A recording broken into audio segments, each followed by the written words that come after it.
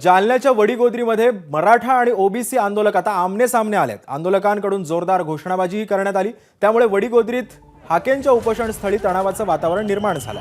दरम्यान वडीगोद्रीमध्ये पोलिसांची मराठा आणि ओबीसी कार्यकर्त्यांसोबत सध्या बैठक सुरू आहे। या बैठकीला जरांगे आणि हाकेंचे सहकारी देखील उपस्थित आहेत।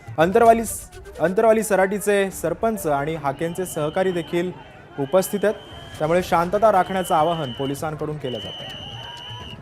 या संदर्भात अधिक माहिती देतात रवी मुंडे सध्या आपल्या सोबत आहे। रवी, नेमकी ही बैठक अजून किती वेळ चालणार आहे आणि काय नेमकं याच्यामधली आता सध्याची परिस्थिती आहे? सिद्धेश, आंदोलन सुरू झाल्यापासून म्हणजे 1 वर्षापासून किंवा त्या अगोदरचेही दोन्ही गावच्या लोकांचे संबंध चांगले आहेत आणि तेच संबंधातील म्हणजे लक्ष्मण हाके यांचे काही सहकारी जे इथले स्थानिक समन्वयक आहेत, याशिवाय मनोज जरांगे यांचे सहकारी जे आंदोलनामध्ये सहभागी आहेत, यांचे काहींचे मैत्रीपूर्ण संबंध देखील आहेत।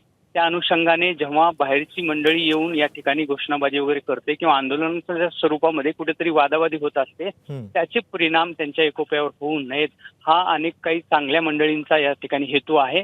आणि त्यांनी पोलिसांनी देखील बाकीच्या सर्व दोन्ही समन्वयकांना दोन्ही बाजूच्या एका ठिकाणी एकत्रित आणलं। एका हॉटेलमध्ये दोन्ही समन्वयकांची या ठिकाणी बैठक सुरू आहे। दोघांमध्ये बातचीत होती आहे की आपल्यामुळे कुठेतरी या ठिकाणी होणारी घोषणाबाजी आणि यातून काही तोडगा निघतो का। जसं की मुख्य कारण ज्या वादाचं होत आहे की तो म्हणजे प्रमुख रस्ता, त्या रस्त्याला काही पर्यायी रस्ता देऊ किंवा मराठा आंदोलक मनोज जरांगे यांचे काही समन्वयक आहेत जे ओबीसी आंदोलनाच्या तिथे कुठे उभे राहू शकतात, जेणेकरून ही वादावादी होऊ नये, अशा काही वेगवेगळ्या पर्यायावरती त्यांची चर्चा चालू आहे। एकूणच इथली परिस्थिती आता काहीशी तणावाची आहे आणि ती अधिक चिघळू नये यासाठी पोलीस प्रशासनाने या समन्वयकांच्या मदतीने काही काढण्याचा प्रयत्न करत आहेत। धन्यवाद रवी, तुम्ही दिलेल्या या अधिक माहितीबद्दल।